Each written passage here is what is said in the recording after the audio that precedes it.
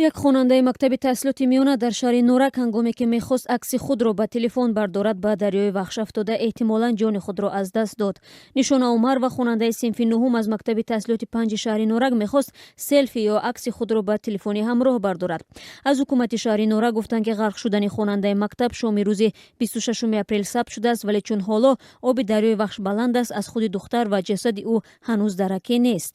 аз мақомоти шаҳри Норак ин хабарро тасдиқ карда гуфтанд ки ин хонандаи мактаб 2 рӯзи пеш бо як ҳамсинф ва дугонааш соати 6 бего барои аксгирӣ ба канори дарёи Вахш рафта дар об лағжидааст, вале касе ӯро натавонистааст наҷот диҳад. Алимурод Исмоилов, мудири маориф ва илми шаҳри Норак, дар суҳбат ба радиои Озодӣ рӯзи 27 апрел гуфт ки ин хонанда бо як ҳамсин ва як духтари ҳамсояашон будааст ва баъди дарси аввал ба бозори шаҳр ба назди модараш ва аз он ҷо барои аксгирӣ ба назди дарё рафтааст. маълумоте ки дар ихтиёри муфаттишон қарор дорад ошкор кардааст ки ин духтар як ҳафта пеш аз модараш як телефони ҳушманд тӯҳфа гирифтааст ва барои санҷидани аксҳои он ҳамроҳ бо дӯстонаш ба лаби дарё рафтааст.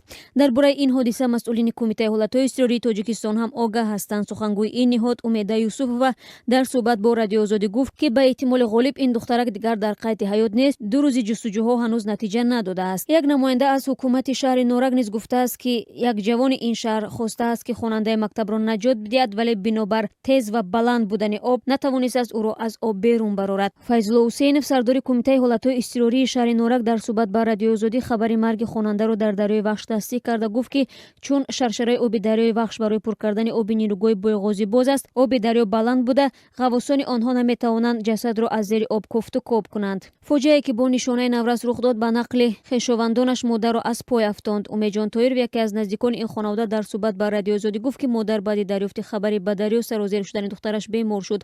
ҳоло ҳама аъзои хонаводаву хештабор дар Норак ҳастанд ва талош доранд дар ҷустуҷӯи нишона саҳм гузоранд.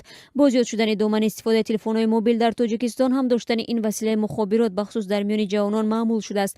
дар баробари муоширатҳои телефониву интернетӣ тавассути дастгоҳҳои ҳушманд пахши аксу видеоҳои бардоштаи соҳибони телефон дар интернет ва шабакаҳои иҷтимоӣ ҳам хеле густурда ба чашм мерасад. ҳарчанд барои Тоҷикистон марги инсон ба ҳангоми гирифтани акси селфи ҳодисаи нодир аст, хабаргузориҳои ҷаҳон дар бораи ҳалокати корбарони телефонҳои мобил дар чунин ҳолатҳо зиёд хабар додаанд. вебсайти mashable.com ҳисоб кардааст ки соли 2015 дар ҷаҳон 12 нафар ба ҳангоми гирифтани акси худ дучори фоҷиа ва кушта шуданд. дар бисёр ҳолатҳо талоши гирифтани акси ғайриоддӣ дар макони хатарноки мисли боми баландошёна, лаби кӯҳ ва ё дарё бо фоҷиа меанҷомад.